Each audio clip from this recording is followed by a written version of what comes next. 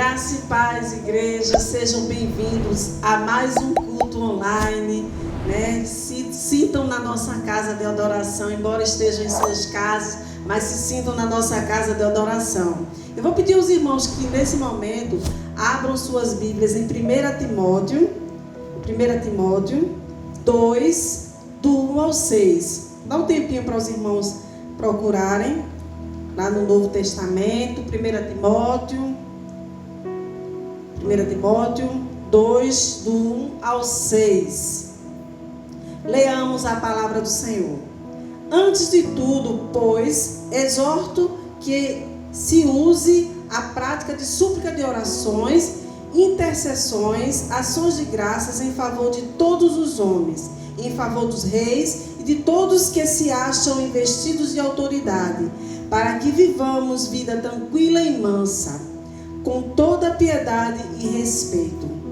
Isso é bom e aceitável diante de Deus, nosso Salvador, o qual deseja que todos os homens sejam salvos e cheguem ao pleno conhecimento da verdade. Porquanto há um só Deus, um só mediador entre Deus e os homens, Cristo Jesus, o homem o qual a si mesmo se deu em resgate por todos, testemunho que se deve prestar em tempos oportunos. Amém? Então que possamos entregar nossas orações, nossa súplica ao nosso Senhor Jesus Cristo com todo o amor, né? Com toda a devoção, crendo que Ele é Deus sobre todas as coisas. Nesse momento eu convido o Ministério de Louvor para louvar e continuar esse momento de adoração. Amém?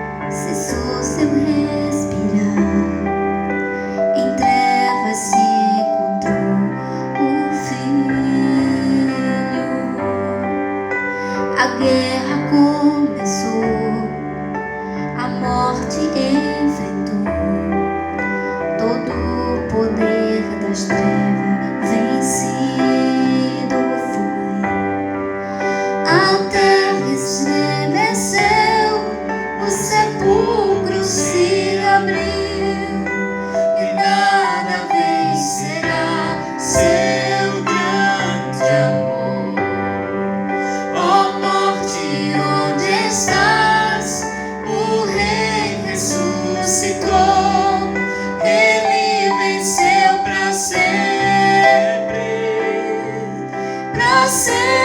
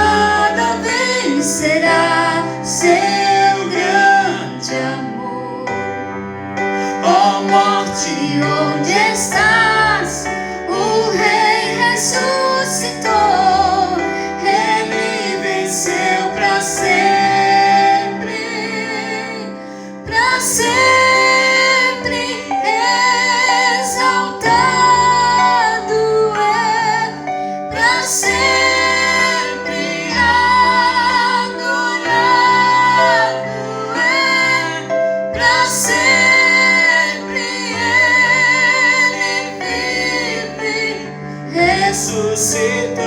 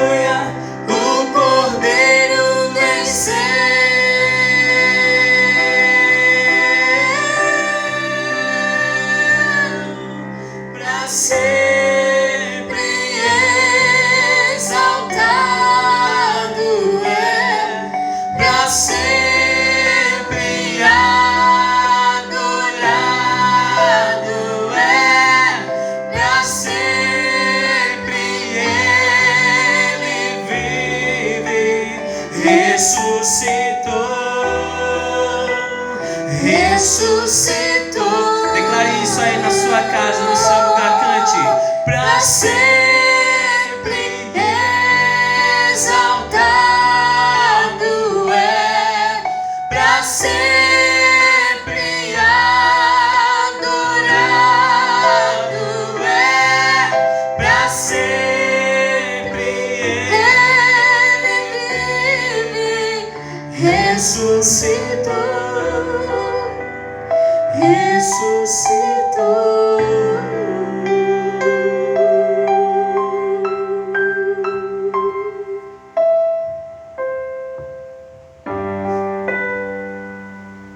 Amém. Louvor abençoado da parte do Senhor. Graças a Deus, né?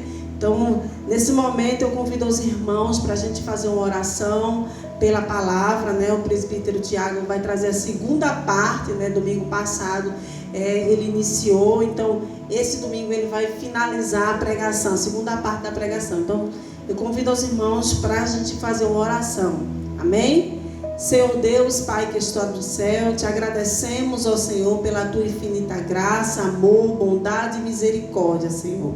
Obrigada, Senhor Jesus Cristo, por tudo que tu és, Senhor. Obrigada, Senhor Jesus Cristo, porque tu tem levantado, Senhor, irmãos, Senhor Jesus Cristo, para trazer a tua palavra. Que tua palavra nessa noite seja ministrada, Pai eterno. Aquilo que no teu coração, Senhor Jesus Cristo, vá ao coração do presbítero Tiago, Senhor Jesus Cristo. Fala ao teu povo, Pai, que está em casa, Senhor Jesus Cristo. Fala ao teu povo, Senhor Jesus Cristo, conforme tu queres, Pai. Obrigado por tudo que tu és. Em nome de Cristo Jesus. Amém. A graça e a paz, queridos. Agora nós vamos dar continuidade à pregação da semana passada, a segunda parte da pregação sobre o tema Evidências de uma verdadeira conversão.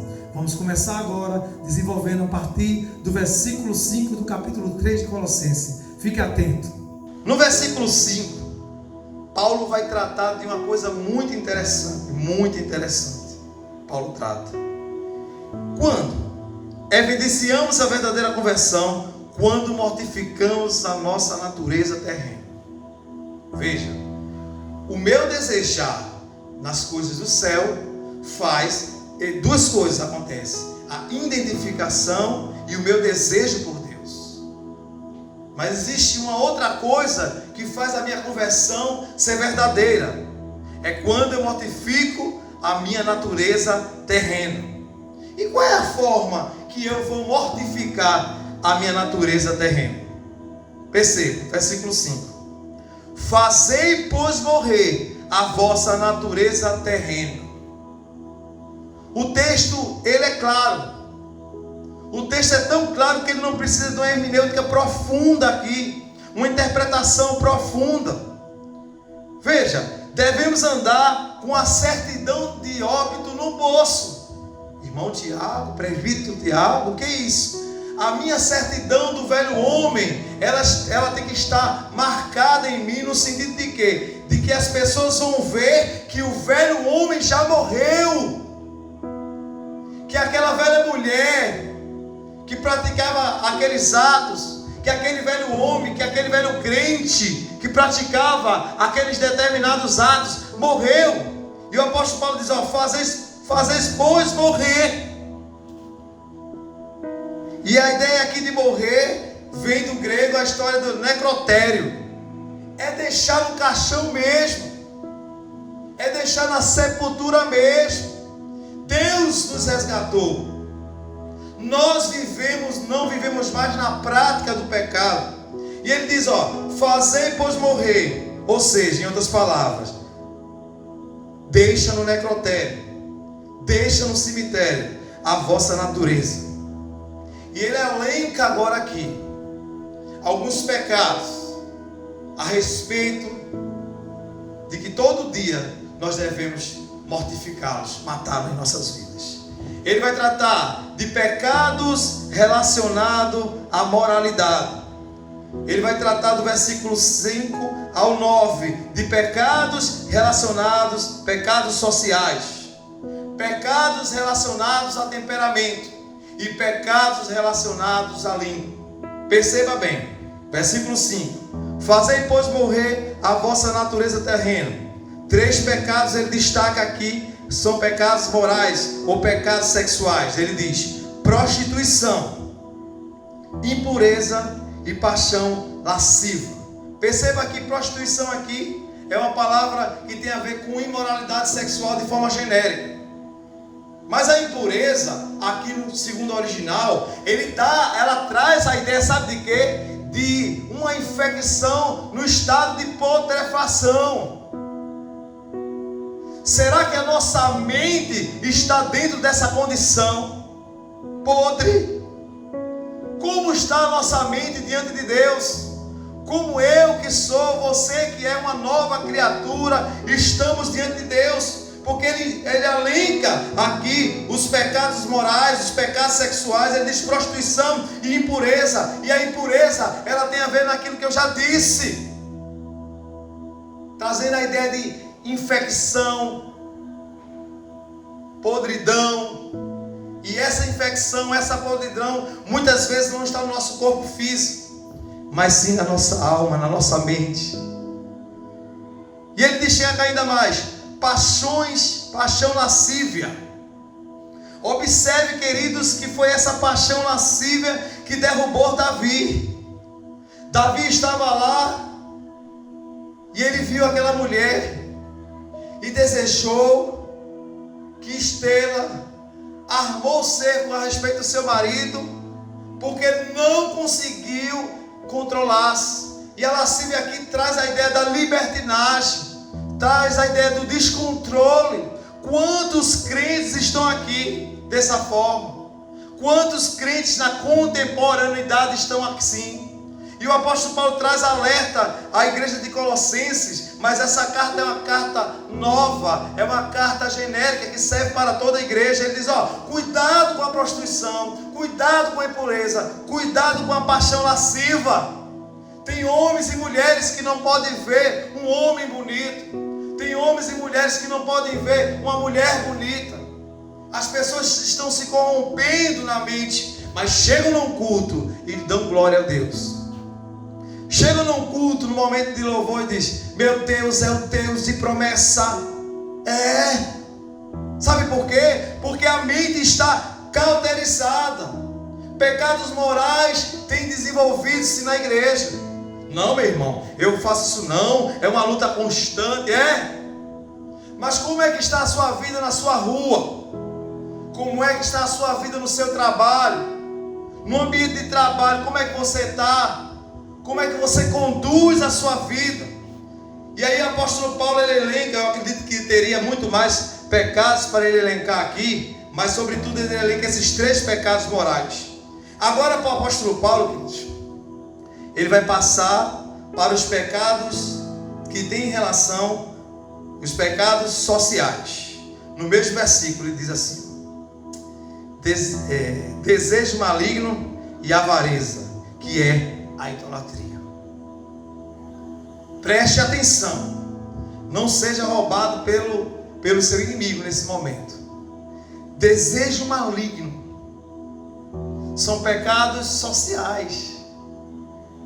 Você olha para pessoas e consegue maquinar o mal, deseja o mal. Foi bom que aconteceu isso com ele.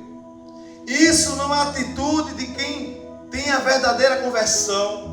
E é isso que Paulo está falando. Olha, vocês estão mortos, vocês vivem escondidos em Cristo, vocês estão glorificados em Cristo, vocês ressuscitaram, vocês pensam e buscam, não podem mais fazer valer a natureza terrena. Posso ouvir um amém aí na sua casa? Então esses pecados sociais agora, primeiro pecados morais, mas agora pecados sociais, têm destruído crentes dentro da igreja, pessoas que têm desejos malignos. Isso é muito sério, querido. Sabe por quê? Porque os nossos desejos têm que ser escondidos em Cristo. Os nossos desejos têm que ter a identificação de Cristo. E ele ainda diz mais, avareza, que é a idolatria. E a ideia de avareza aqui, queridos, isso é muito séria. Porque a ideia de avareza aqui, ela vem no sentido de querer o que é do outro, ou enrolar, ou desfazer, ou conquistar por persuasão, ao ponto de querer ganhar vantagem, ao ponto de se prender em coisas que são apenas dessa terra. É por isso que ele elenca, ele diz, olha, primeiro, cuidado com os pecados morais. Olha, cuidado com os pecados sociais. Versículo 6 diz, pois por essas coisas é que vem a ira de Deus sobre os filhos da desobediência. Versículo 7. Ora, nessas mesmas coisas andava vós também no outro tempo, quando vivias nela. Preste bem atenção. Ele divide 2 pecados. Claro que pecado diante de Deus é a mesma coisa. Só existe a diferença da consequência. Ele vai tratar de pecados morais e pecados sociais. Mas ele vai dizer que sobre esses pecados, aqueles que têm a verdadeira conversão, aquele que tem a verdadeira evidência da conversão, andavam outrora. Andavam antes. Como é que você está andando hoje? Porque ele é claro, ora, nessas mesmas coisas andava vós também no outro tempo. Quando isso? Quando nós não estávamos mortos, quando nós não praticávamos e não deixávamos nos embebedar do pecado, quando vivias neles. Como é que você tem vivido? Não, meu irmão, eu vivo assim conforme eu quero, conforme aquilo que eu entendo, eu acho assim. Tem muito crente achista. Qual é a sua base de fé? Qual é a sua base de fé, meu amado, minha amada? Sua base de fé é isso aqui, ó. É a palavra de Deus. Se tudo que você faz não está baseado, fundamentado na palavra de Deus, não existe padrão de novo nascimento. Não existe verdade, de fato, da conversão. Olha o versículo 8 que ele vai tratar agora. Veja que coisa interessante. Ele agora vai elencar pecados relacionados ao temperamento. Ele diz, pecados morais, pecados sociais, vocês estão vivendo ainda assim, deveria vocês ter vivido isso no passado. Se isso não está na igreja, ele fala em Colossenses, coisa boa. Mas agora ele diz assim, agora porém despojai-vos, arranca igualmente. Ele faz um comparativo aqui agora. Olhe para o texto, não fique só me ouvindo não, me vendo não. Olhe para o texto, olha aqui, agora porém despojai-vos igualmente. Despojai-vos igualmente de quê? Assim como você conseguiu largar, mortificar os pecados sexuais, os pecados morais e os pecados sociais, ele diz a mesma coisa agora aqui, agora porém despojai-vos igualmente de tudo isso. Tudo isso o quê? Aí ele fala de 3 pecados relacionados ao temperamento: ira, indignação e maldade. Sabe o que eu acho interessante? É que Paulo em outro momento disse: não se ponha o sol sobre a sua ira. E ele diz: irai-vos, mas não pequeis.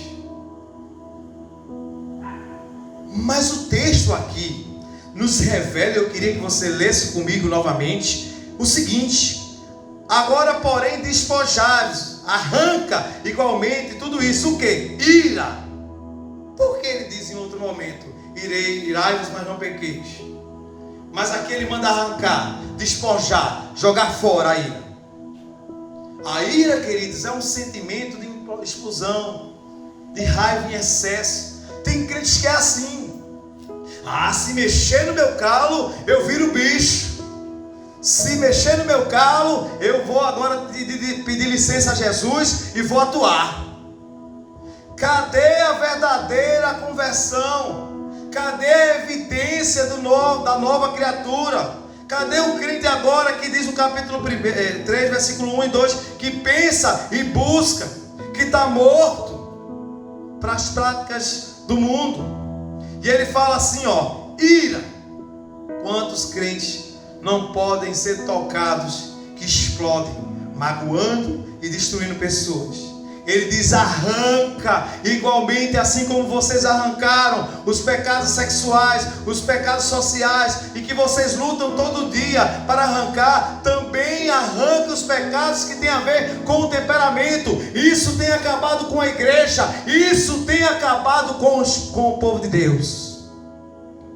Crente está numa roda, de repente alguém se ira, de repente alguém fica chateado, discute. Nem parece a roda dos crentes. Está muito longe do que diz o Salmo 1. Bem-aventurados os varões que não andam segundo conselhos dos ímpios e nem se detêm na roda dos escarnecedores. Aquela roda que está ali parece uma roda de escarnecedores, onde tem pessoas iradas que não controlam o seu temperamento. Paulo, em outro momento, lá em Gálatas capítulo 5, versículo 17, ele vai tratar sobre os frutos do Espírito e o que? As questões da carne. Cadê a moderação no crente que se ira? Se ele tem a evidência verdadeira da conversão, cadê o domínio próprio, meu irmão, sobre a minha vida, sobre a tua vida? Perceba, agora pois despojai-vos igualmente de tudo isso, ira. E esse segundo pecado relacionado ao temperamento é extremamente interessante e perigoso. Indignação. A indignação, queridos, parece o oposto da ira. Porque quem tem um temperamento forte, ele explode. Aquele que está indignado, ele implode. Ele não consegue perdoar. Porque ele se indigna com o irmão. Porque ele espera o momento certo. Vou pegar você lá, na curva. Eu vou esperar ele cair e vou pegá-lo. É o crente que está o tempo todo blasfemando, não contra Deus, mas contra o seu irmão. Esse é o sentido da indignação aqui. Quantos crentes que se dizem nova criatura estão debaixo dessas condições? arrancaram até mesmo os pecados sexuais, como eu falei, e os sociais, mas não conseguem, de uma certa forma, arrancar os pecados que têm a ver com o temperamento. E algum motivo fez o apóstolo Paulo ter essa revelação e inspiração para direcionar essa palavra aos Colossenses. Ira, abra a mão da ira. Indignação, cuidado. Como é que está o seu sentimento com relação a alguns irmãos? Ou melhor, com a sua família. Você é uma pessoa que só implode ou explode o tempo todo? Tenha cuidado. Terceiro pecado que tem a ver com o temperamento: maldade.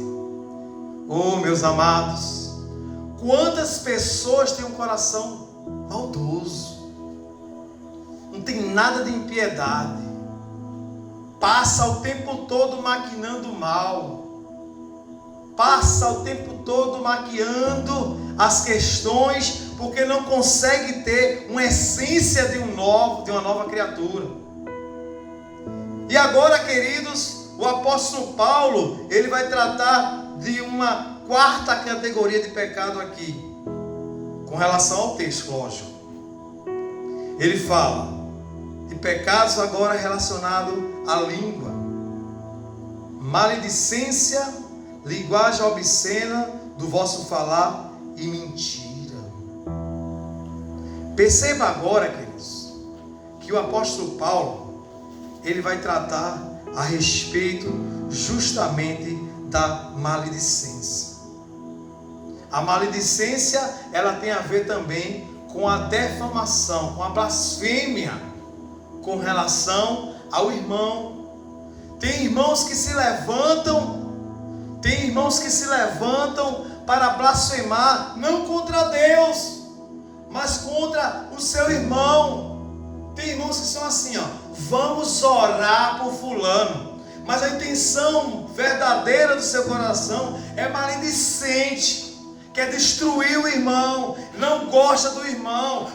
Com fulano eu canto, com fulano eu prego, com fulano eu ministro.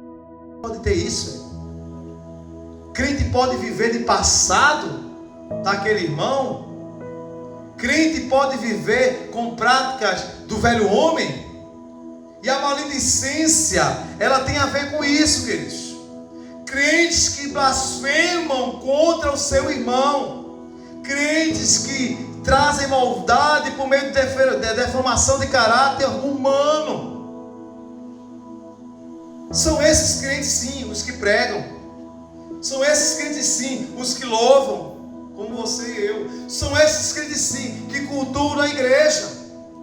O grande problema, queridos, é que nós temos que entender que as evidências da verdadeira conversão, ela deve estar nos atos da nossa vida. E o apóstolo Paulo disse que havia também pecados relacionados à língua.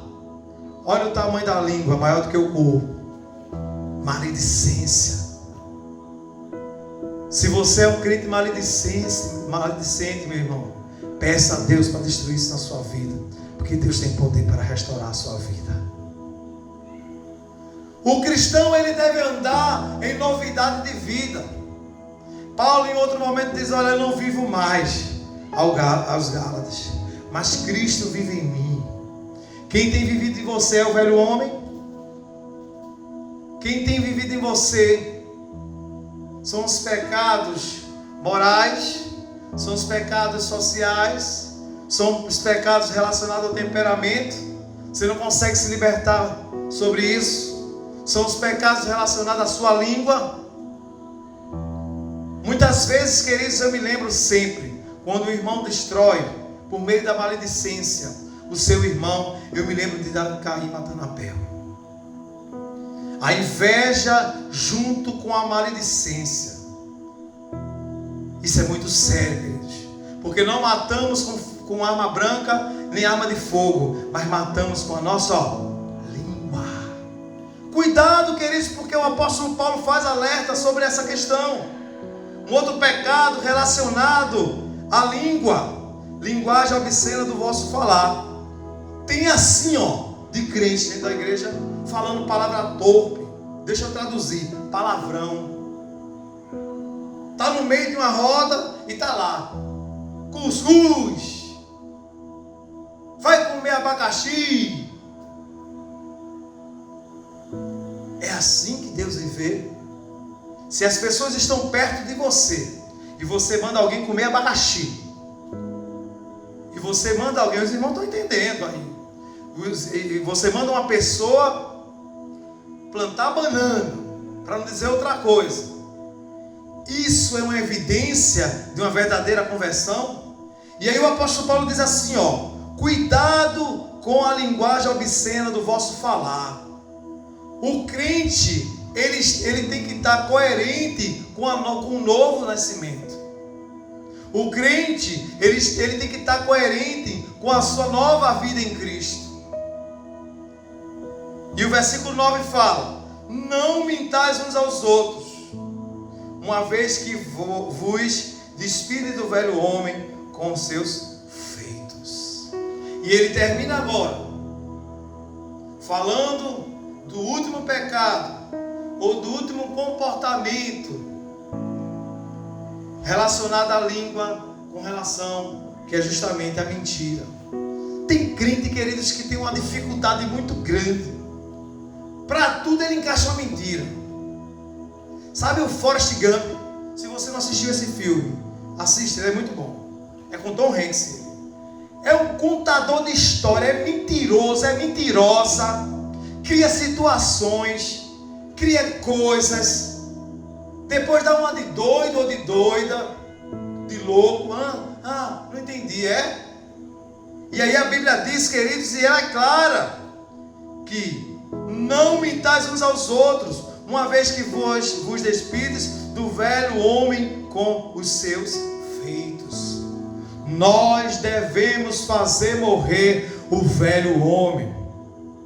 E é por isso, e eu quero repetir para ir para o último versículo, que nós temos a nossa vida escondida em Deus. Que nós devemos pensar, como diz o versículo 1 e o versículo 2 do capítulo 3, pensar e buscar as coisas de cima. Sabe por quê? O próprio texto responde, porque nós estamos ocultos em Deus. Porque nós estamos, no versículo 4 diz, é claro, glorificados em Deus, com a palavra escatológica. Mas é necessário, queridos, e eu queria que você repetisse comigo: fazer e morrer. Posso ver aí na sua casa? Fazer e morrer 4 tipos de pecados. Pecados morais: prostituição, paixão lasciva, paixão lasciva, impureza. Pecados sociais: desejo maligno, avareza, que é idolatria. Pecados relacionados ao temperamento, ira, indignação e maldade. E pecados relacionados à língua, maledicência, linguagem obscena do vosso falar e mentira. Tem que fazer morrer em nossas vidas. Isso tem atrapalhado a igreja de crescer, porque as pessoas só vão se converter, os eleitos só vão encontrar o caminho, sabe quando? Quando eu e você testificarmos, ratificarmos de fato o nosso novo nascimento. E o versículo 10, para terminar, diz o seguinte: e vós vos revestides do novo homem. Veja, o versículo 9 fala que nós devemos despir, tirar essa roupagem do velho homem. E o versículo 10 diz assim: revestistes do novo homem, que se refaz para o pleno conhecimento, segundo a imagem daquele que o criou. E eu quero destacar 2 coisas aqui muito interessantes. Por que o apóstolo Paulo fala de pleno conhecimento? Porque e sempre vai ter conhecimento. Os estoicos, os legalistas dessa época, os gnósticos, tinham muito conhecimento. E ele rebate esse povo justamente que está inserido dentro da igreja.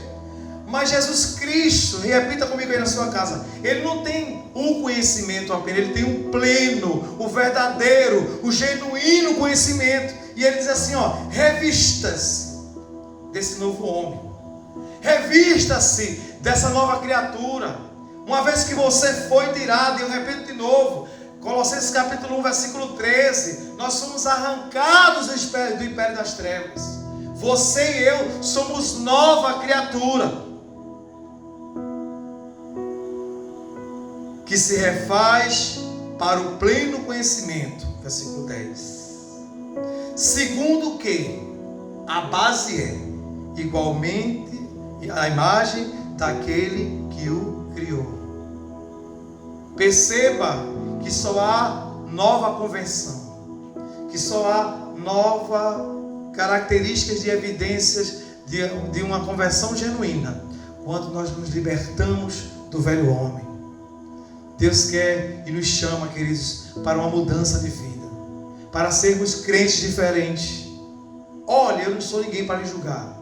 Eu preciso de tratar algumas áreas da minha vida. E a minha pergunta para você nessa noite é o seguinte: quais são as áreas da sua vida que você precisa tratar? Você tem buscado a Deus? Você tem pensado em Deus? Você tem entendido a questão escatológica do corpo glorificado? Você tem deixado sua vida morrer com o velho homem? E tem se refazido com o pleno conhecimento que Deus nos dá? E a imagem, conforme aquele que lhe criou? Eu queria perguntar para você nessa noite: se você não está conseguindo, só existe um que pode lhe ajudar a moldar seu caráter. Esse que pode mudar seu caráter é Cristo. O apóstolo Paulo, ele viu alguns defeitos nessa igreja, mas no geral essa igreja era muito boa. Era uma igreja contribuidora, era uma igreja fervorosa, mas como toda igreja sempre havia problemas. E talvez os nossos problemas são de cunho de tratamento de caráter, são de cunho de temperamentos. Como é que está a sua vida diante de Deus? Como é que você tem se posicionado diante de Deus? Deus tem olhado para você, Jesus tem olhado para você, ou melhor, os irmãos têm olhado para você e têm encontrado a marca de Cristo em você, a imagem de Cristo em você. Você e eu estamos escondidos em Cristo. Deus te chama nessa noite para nós, ou melhor dizer, Deus nos chama nessa noite para nós vivermos a metanoia, a transformação. Que o Senhor possa estar nos abençoando, que o Senhor possa lapidar os nossos corações e que nós possamos praticar a sua palavra em o nome de Jesus Cristo. Amém, graças a Deus, né? Palavra abençoada da parte do Senhor Jesus Cristo, né? Eu convido os irmãos, né, para já pegarem os seus elementos, né? Espero que já estejam separados, como a gente vem falando, o suco de uva, o pão, para que a gente venha para um novo momento de adoração, né? Que é a Santa Ceia. Então, os irmãos já deixem aí os elementos separados, para que a gente possa fazer esse momento de adoração com o presbítero Tiago. Amém?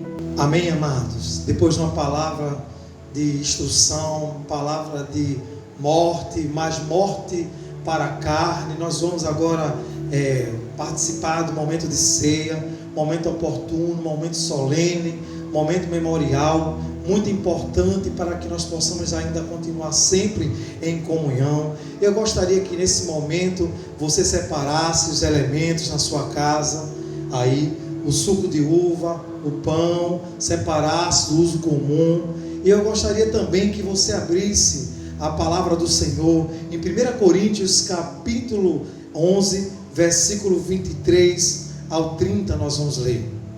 Vou aguardar um pouco, você achar aí em sua casa. Leamos todos juntos. Versículo 23 do capítulo 11 de 1 Coríntios. Porque eu recebi do Senhor e que também vos entreguei, que o Senhor Jesus, na noite que foi traído, tomou o pão e, tendo dado graça, o partiu e disse: isto é o meu corpo, que é dado por vós. Fazei isto em memória de mim. Por semelhante modo, depois de haver ceado, tomou também o cálice, dizendo: este cálice é a nova aliança no meu sangue. Fazei isso todas as vezes que beberdes em memória de mim. Porque todas as vezes que comerdes este pão e beberdes desse cálice, anunciais a morte do Senhor até que ele venha. Por isso, aquele que comer o pão ou beber o cálice do Senhor indignamente será réu do corpo e do sangue do Senhor. Examine-se, pois, o homem a si mesmo, e assim coma do pão e beba do cálice. Pois quem come e bebe sem discernir o corpo, come e bebe juízo para si. Eis a razão porque há entre vós muitos fracos e doentes, e não poucos o que dormem. Queridos, como eu já falei, é um momento memorial.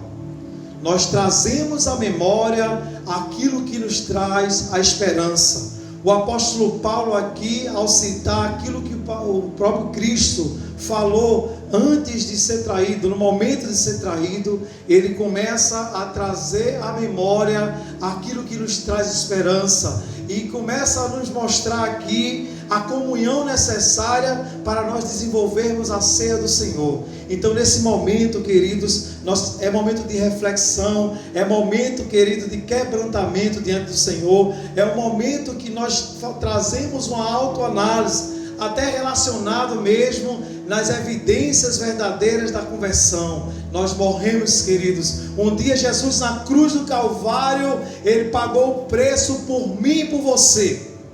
E havia um problema muito sério aqui na igreja de Corinto.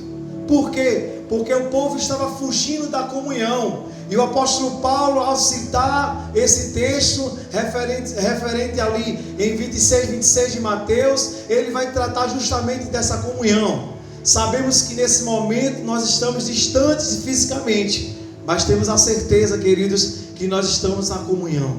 E é nessa comunhão que eu queria convidar vocês nesse momento, para nós orarmos pelo pão e pelo suco de uva que você separou já na sua casa, para nós juntos trazermos à existência nesse momento essa comunhão maravilhosa que o Senhor fez por nós na cruz do Calvário. Feche seus olhos aí na sua casa, feche seus olhos com a sua família nesse momento, e vamos orar pelos elementos da ceia. Senhor, nós te louvamos nessa noite porque Tu és lindo, lindo é o Senhor. Nós te damos graças nessa noite, Senhor, porque nós separamos, Senhor, esse elemento aqui na igreja e Teu povo em sua casa, o pão, que significa o Teu corpo, Senhor, padecido na cruz do Calvário, e, Senhor, esse suco de uva, que representa, Senhor, o Teu sangue, que remiu nossos pecados. Nós te louvamos essa noite, Senhor, porque um dia o Senhor pagou o preço por nós naquela cruz. E é por isso que nós te damos graça, Senhor, porque foi um preço que nenhum homem pôde pagar. Nós te louvamos, ó Deus, porque sabemos, ó Deus, que um dia nós vamos nos encontrar contigo, Senhor. Senhor, e nós vamos viver uma eternidade no Senhor. E nós te louvamos, Senhor, porque a cada mês, a cada tempo que ceiamos, nós lembramos, Senhor, dessa promessa do Senhor, que nós vamos fazer esse ato, esse memorial, até o dia que o Senhor voltar para nos buscar, a Tua igreja, Senhor. Nós te louvamos e consagramos esses elementos no poder que há no nome do Senhor Jesus Cristo. Amém. Queridos, ainda nessa mesma comunhão, ainda nesse mesmo espírito, eu gostaria que você agora abrisse novamente em 1 Coríntios 11, versículo 24. Diz assim o texto sagrado. Separe já o pão. Diz assim o texto sagrado. E tendo dado graça, o partiu e disse: este é o meu corpo, que é dado por vós. Fazei isso em memória de mim. Então, nesse momento, coma o corpo de Cristo. Comemos todos.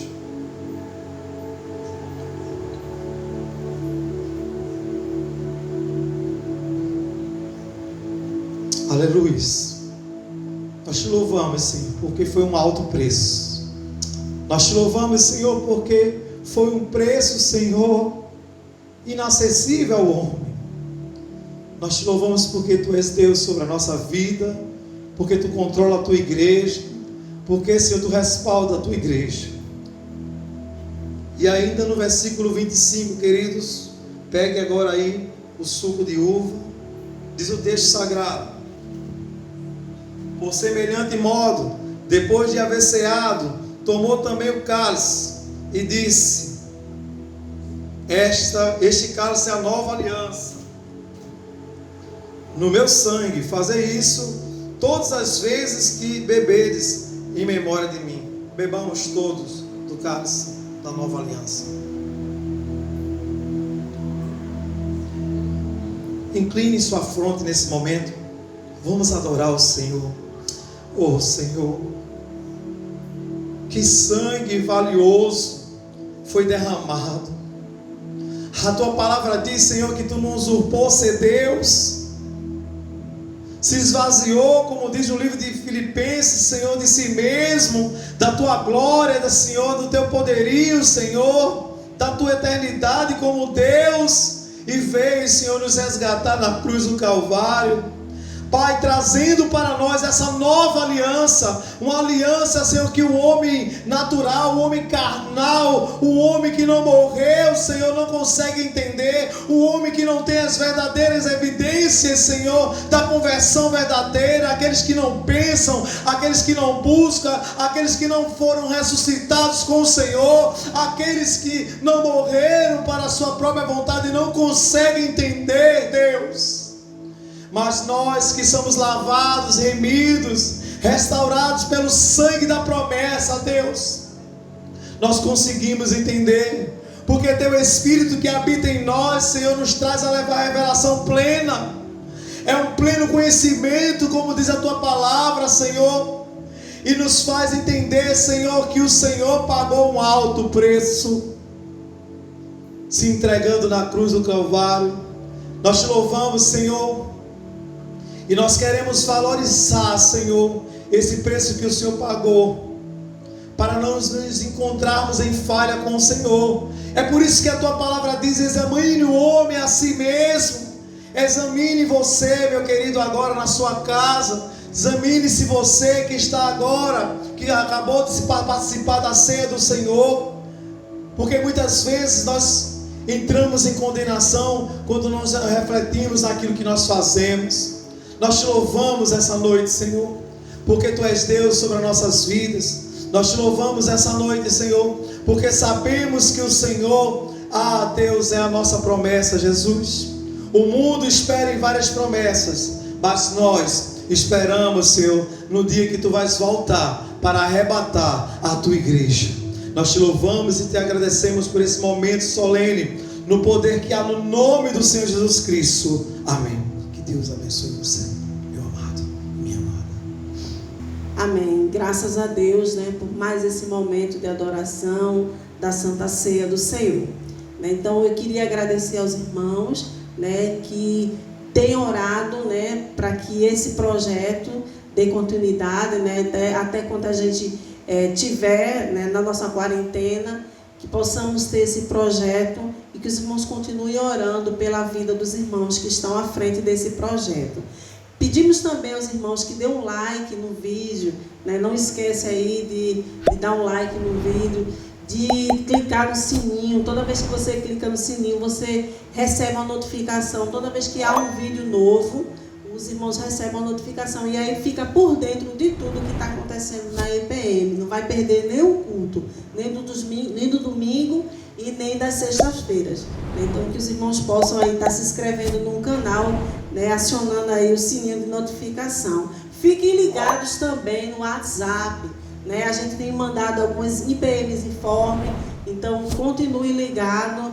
Todas as novidades que houverem, a gente vai estar colocando lá no WhatsApp também para os irmãos. Amém? Então eu também queria agradecer aos irmãos que dizimaram e ofertaram durante a semana passada. Então Deus abençoe os irmãos que dizimaram, ofertaram e que trouxeram também os itens para a cesta básica, para que a gente possa abençoar outros irmãos. Então Deus abençoe ricamente cada irmão que trouxe os itens para a cesta básica e fez seus dízimos e oferta.